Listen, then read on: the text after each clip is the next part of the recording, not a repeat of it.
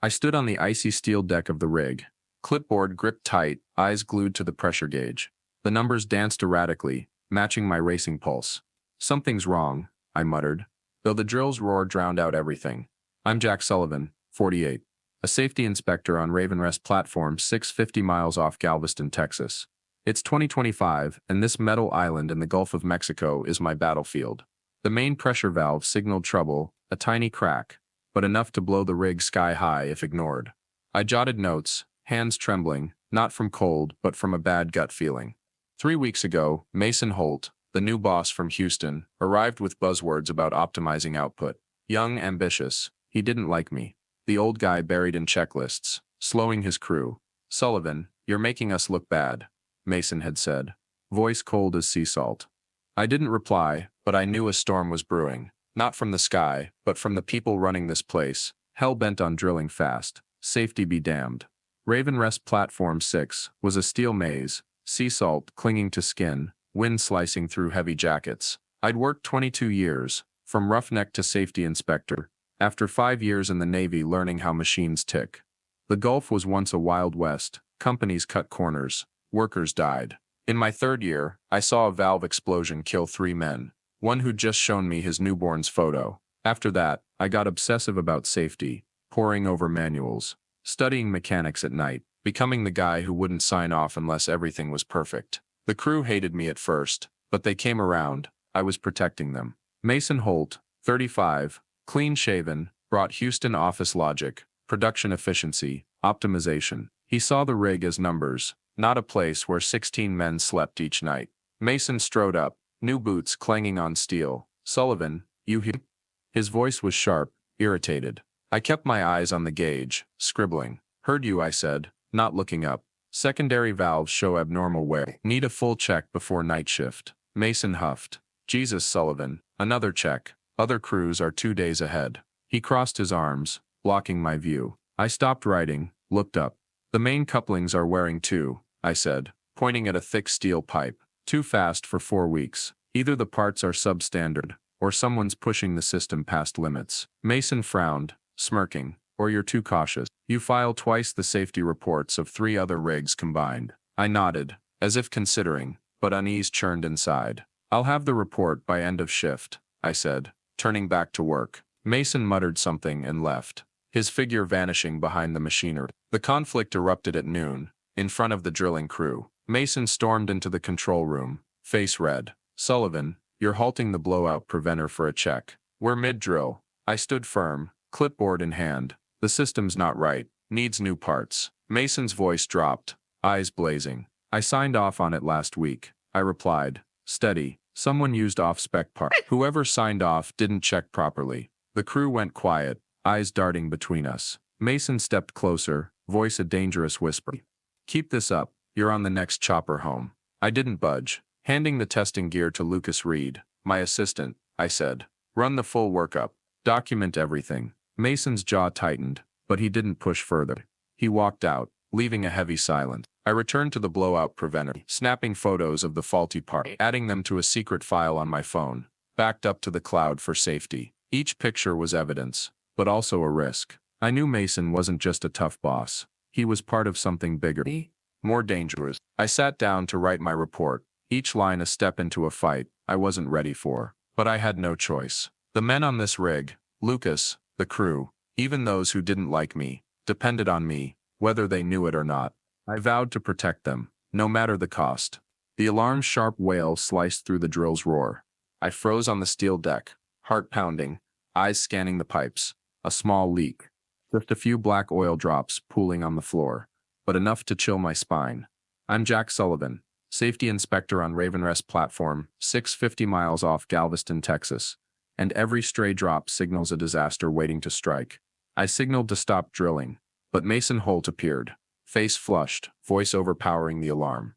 "It's not serious, Sullivan. Wipe it up and keep going." He ordered a worker to erase the evidence, like it was just dirt. I gripped my clipboard, blood rushing to my head.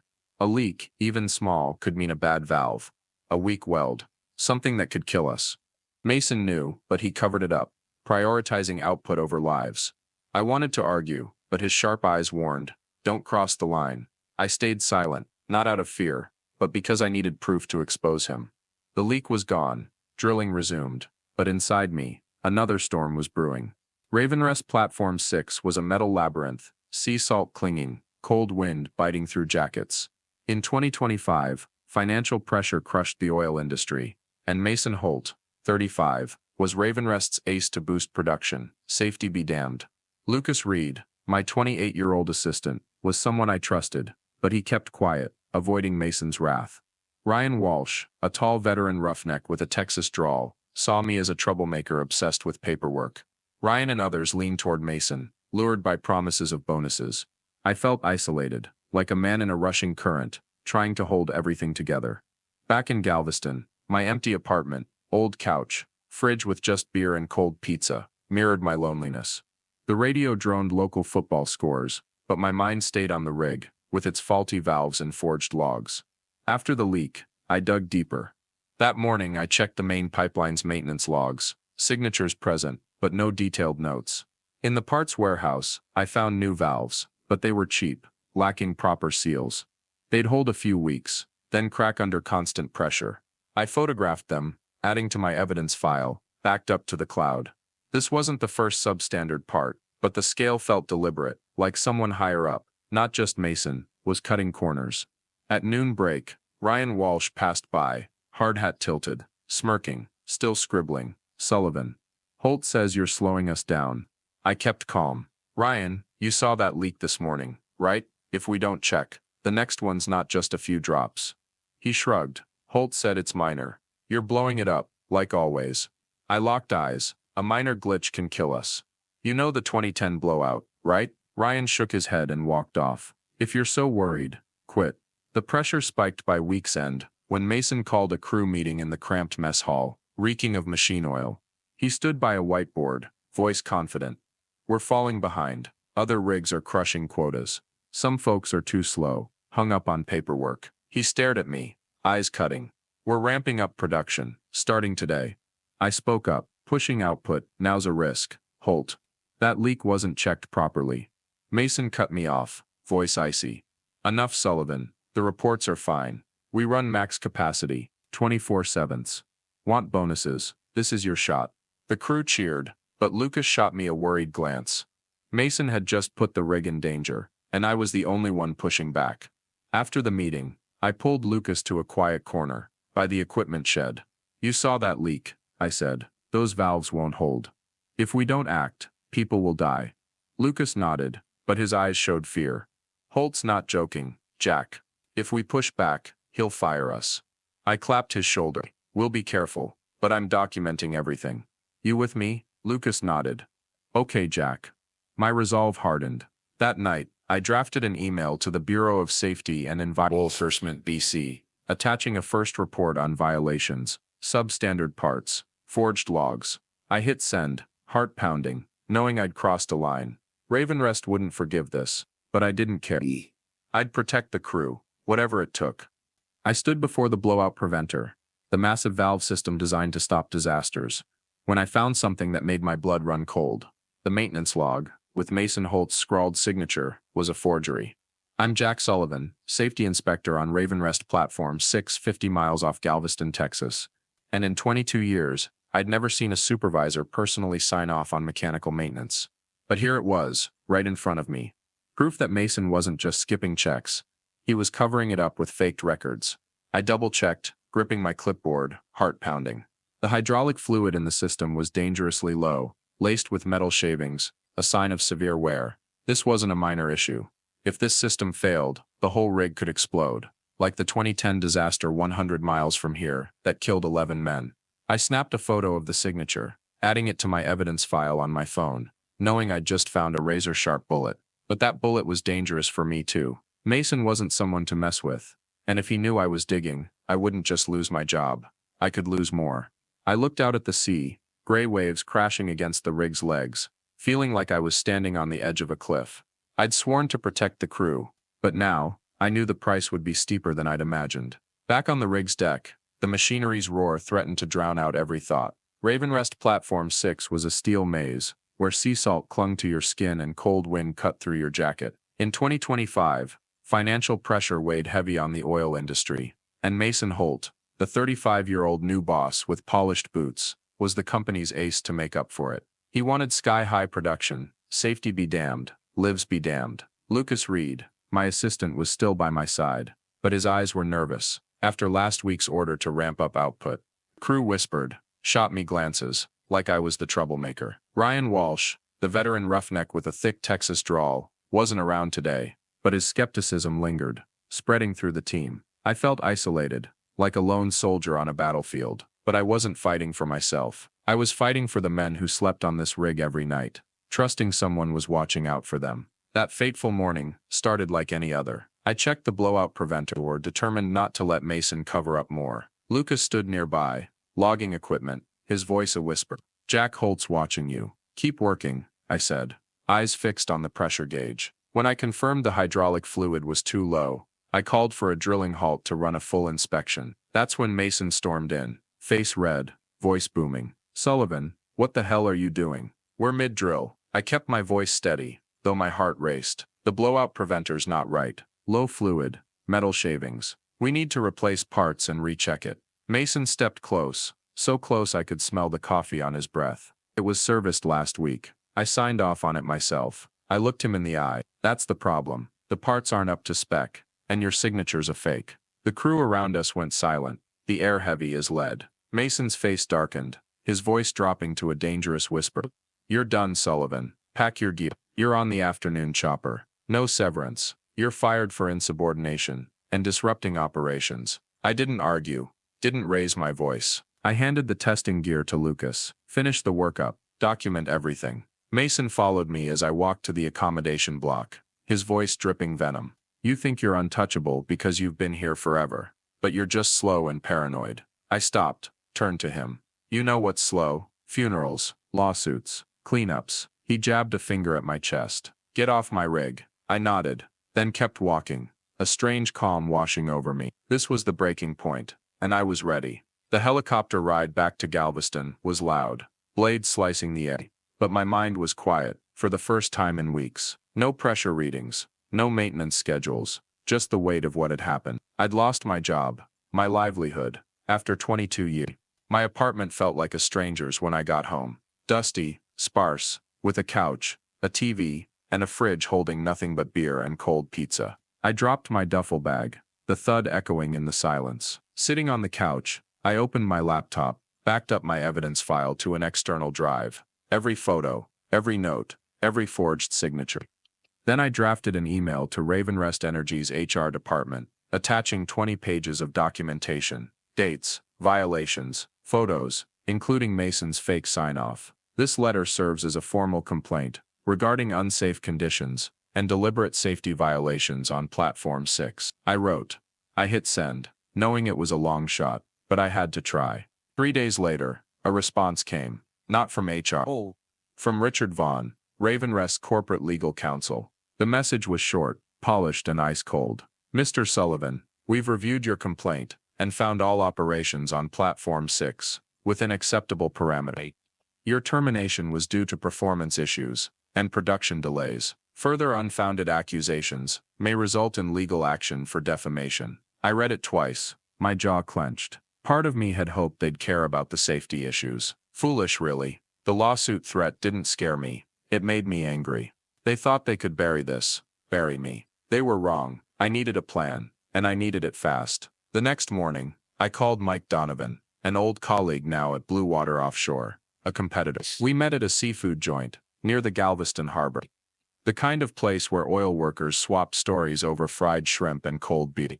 Mike, 50 and grizzled, leaned back in his chair, king at his food. Ravenrest's been cutting corners for months, he said, voice low. It's not just your platform. Shareholders are squeezing them. After a dry well last quarter, stocks are down 18%.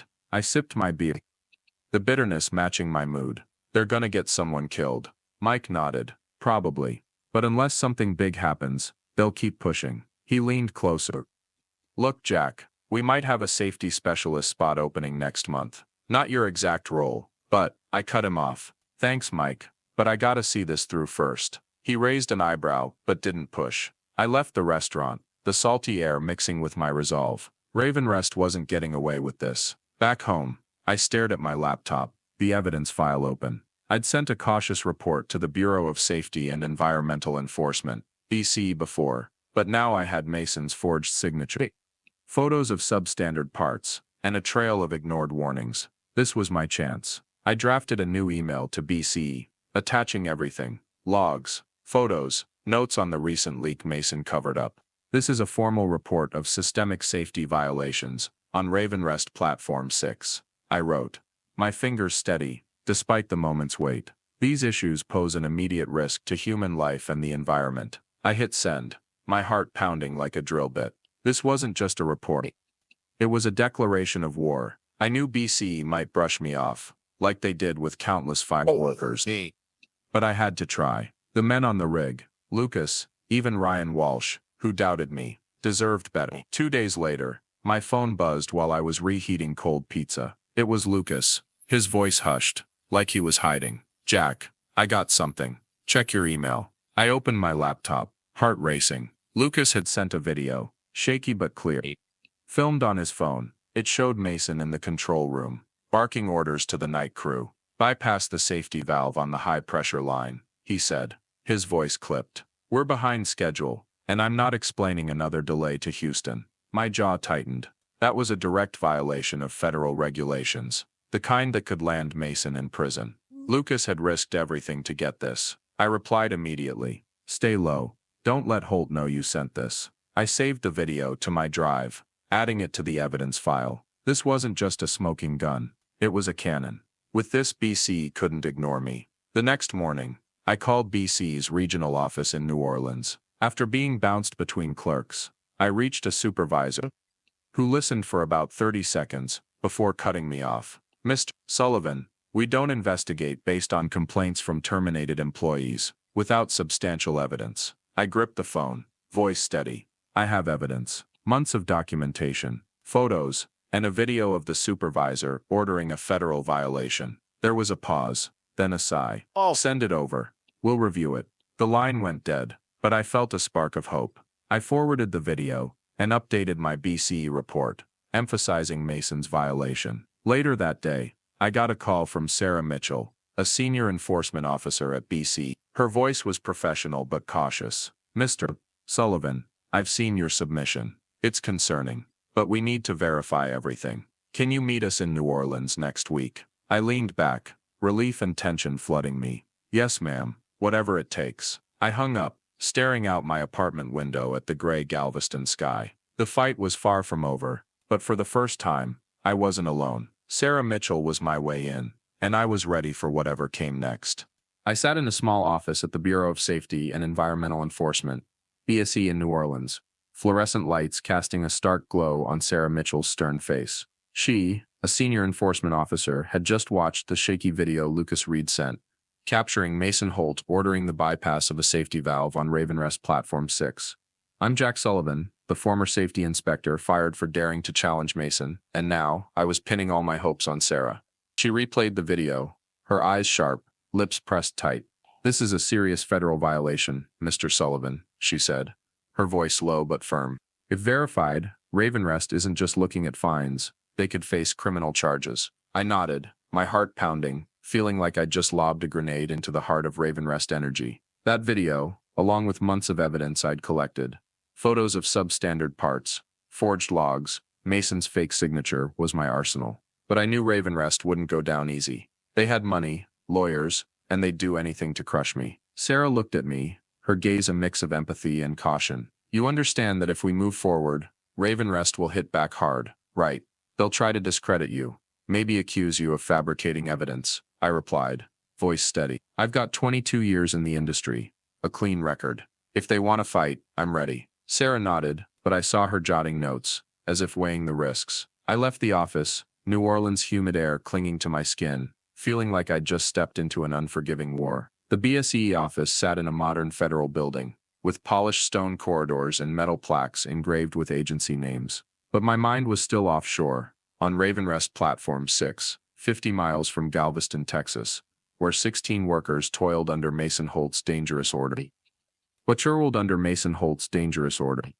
6 hours of Ravenrest, On the Poltus Tuen, Mason Pura Sutproof said. In 2025, the oil industry was under financial strain, and Mason, with his burning ambition, was Ravenrest puppet, ready to cut every corner to meet quotas. Lucas Reed, my assistant, stayed on the rig, sending covert text updates, each message a lifeline to the place I once belonged. Ryan Walsh, the veteran roughneck who'd mocked me, was now a wild card.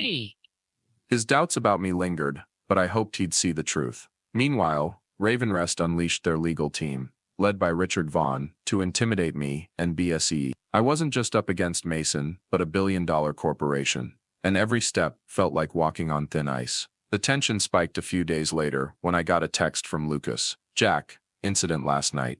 Pressure spike in the main pipeline. Nearly triggered emergency shutdown. Holt ordered alarm sensitivity lowered instead of checking. I read the message, my hand tightening around the phone. This was more proof Mason was pushing the rig to the brink. I forwarded the text to Sarah, adding notes on the risk. But the surprise came that evening, when my phone buzzed with an unknown number.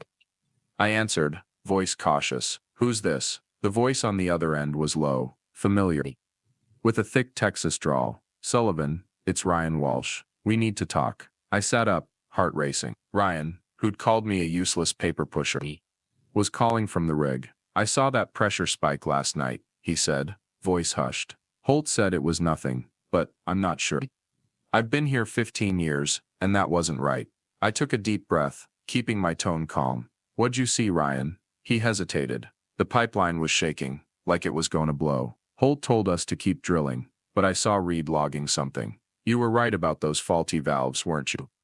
I nodded, though he couldn't see. Yeah, and if we don't stop this, someone's going to die. Ryan went quiet for a moment. I'll keep an eye out, but if Holt finds out I'm talking to you, cut him off. Don't let him know. Document everything, Ryan. He hung up, leaving me with a fragile spark of hope. Ryan Walsh, who'd once stood against me, was wavering. The pressure from Ravenrest hit fast, as I'd expected. An email from Richard Vaughn landed in my inbox, copied to BSE, warning that my allegations were baseless and personally motivated. They demanded I retract my complaint, threatening a defamation lawsuit and financial damages. I forwarded the email to Sarah, who responded with a brief call. They're scared, she said.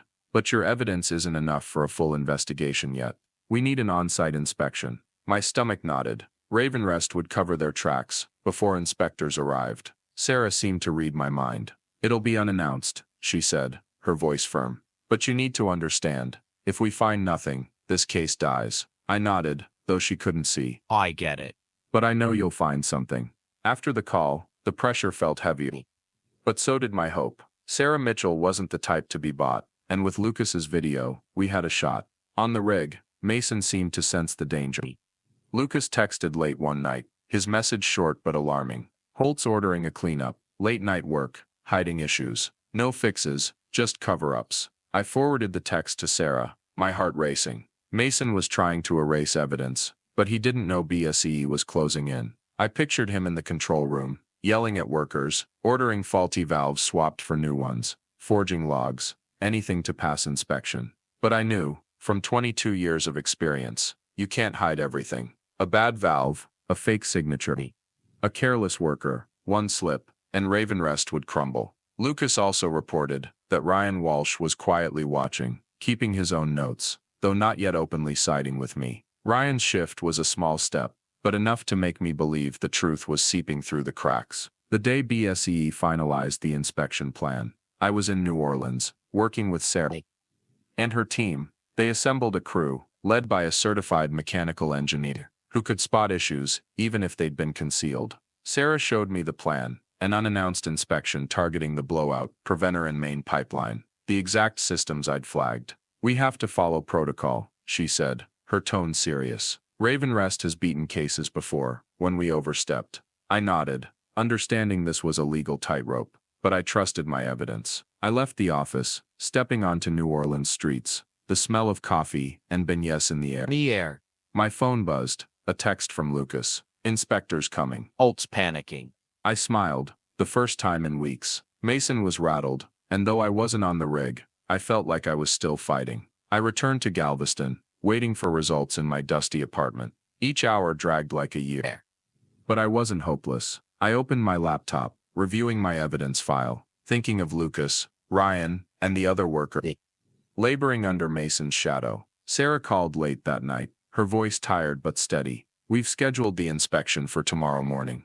The team's ready. You did the right thing bringing this to us, Sullivan. I took a deep breath, hope rising, though laced with worry. If the inspectors found what I'd reported, Ravenrest couldn't escape. I thanked Sarah, hung up, and looked out my window. Galveston's port lights flickering in the dark. The legal battle was just beginning, but for the first time, I saw light at the end of the tunnel. I wasn't alone anymore, and the truth, however slowly, was finding its way out. I got a text from Sarah Mitchell at dawn as the first light filtered through the dusty blinds of my Galveston apartment. The blowout preventer on Ravenrest Platform 6 had failed BSE's surprise inspection. I'm Jack Sullivan, the former safety inspector fired for standing up to Mason Holt. And now, months of collecting evidence, photos of faulty parts, forged logs, a video of Mason's violations had borne fruit. Sarah's message was concise. Main valve critically defective. 12 other serious violations found. Rig operations suspended. I sank onto the couch, my hands trembling slightly, not from fear, but from the realization that justice was arriving. Slow but relentless.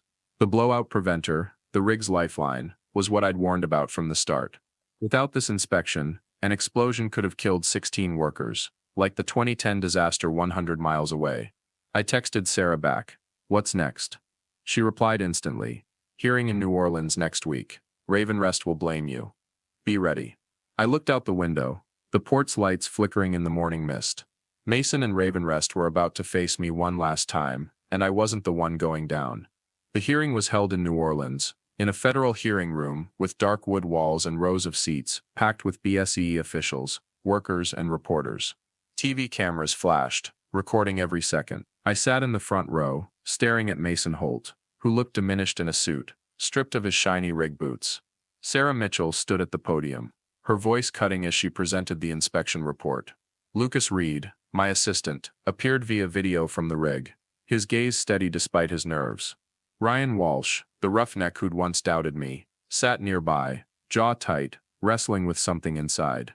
Ravenrest sent Richard Vaughn, their lawyer, with a smug grin and a thick stack of papers. They wanted to bury this case, and I was their prime target. Ravenrest started by pointing the finger at me. Vaughn stood, his voice slick, but sharp. Mr. Sullivan, a disgruntled ex-employee, was terminated for obstructing operations. His accusations are fabricated to spite the company. He lacks solid evidence, just vague photos and notes.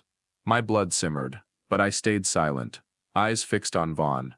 Sarah countered, detailing 78 violations, from substandard parts to forged logs, with the blowout preventer at the heart of it. Vaughn didn't waver. Mr. Sullivan oversaw safety. If there were issues, he's responsible. I wanted to shout him down, but Sarah signaled me to stay cool. She knew I had to hold my ground. The shift came when Ryan Walsh stood up. His Texas drawl echoed, shaky but resolute. I'm Ryan Walsh, 15 years on Platform 6. I thought Sullivan was overreacting, but I was wrong. I saw a pressure spike last month. Holt said it was nothing, but the pipeline nearly blew. I've got photos and notes, like Sullivan's. He handed a USB to Sarah, his glance at me tinged with regret. Other workers spoke up, recounting covered-up incidents, orders to skip safety protocols. One mentioned Lucas, saying he'd documented everything despite threats. The room buzzed, cameras whirring. Vaughn tried to interrupt, but Sarah demanded order. I glanced at Mason, sweat beading on his forehead.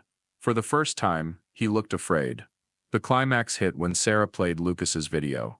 The screen blared Mason's voice, ordering a safety valve bypass. We're behind schedule, and I'm not explaining another delay to Houston. He snapped. The room went silent. Vaughn paled, fumbling through his papers, grasping for a defense. Mason bowed his head, hands clenched, as if he knew the game was up. Sarah turned to him, her voice like steel. Mr. Holt, do you have anything to say? Mason muttered, barely audible. It was misunderstood. I was keeping us on track. Sarah cut him off. This is a federal violation, Mr. Holt. And we have 78 others, many linked directly to you. I stared at Mason, the man who'd threatened to fire me, now crumbling before the truth. Justice had landed.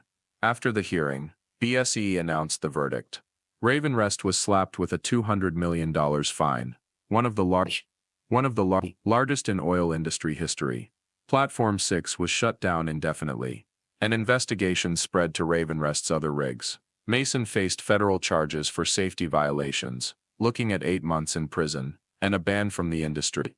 Ravenrest's stock tanked, and top executives were fired. The media called it the Ravenrest scandal, plastering photos of me and Sarah on front pages. I didn't want fame, but I was glad the truth was out. Lucas and Ryan sent texts thanking me, calling me the guy who saved them. Ryan messaged separately.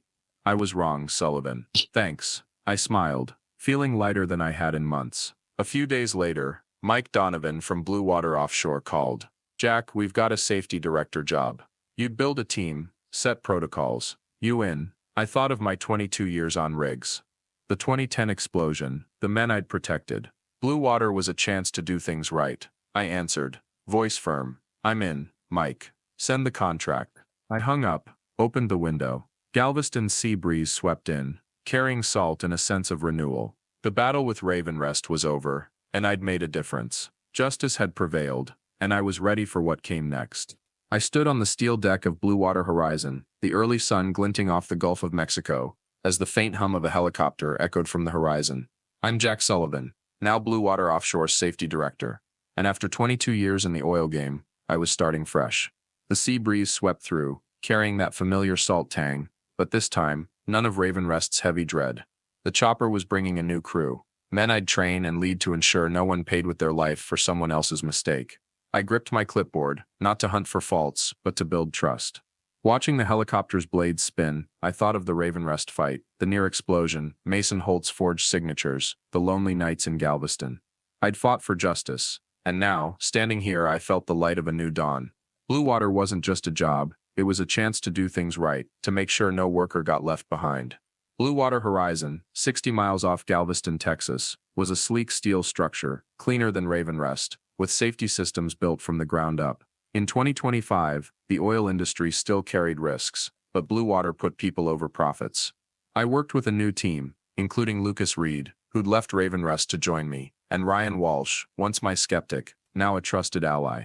The new workers, young and eager, eyed me with curiosity, some knowing the Ravenrest scandal from the news. I wasn't a hero, but I wanted them to learn from past mistakes. The new role weighed heavy on my shoulders. As safety director, I didn't just check valves or read gauges. I set protocols, trained crews, and built a culture where safety was untouchable. On the first day, I faced 20 new workers in the mess hall, the faint smell of machine oil in the air. They expected a dry lecture, but I started differently. 15 years ago, I said, voice low, a rig 100 miles from here blew up because of a faulty valve. 11 men died. I saw a father show off his newborn's photo, then lose his life the next day. I paused, letting the weight sink in. Ravenrest almost repeated that disaster.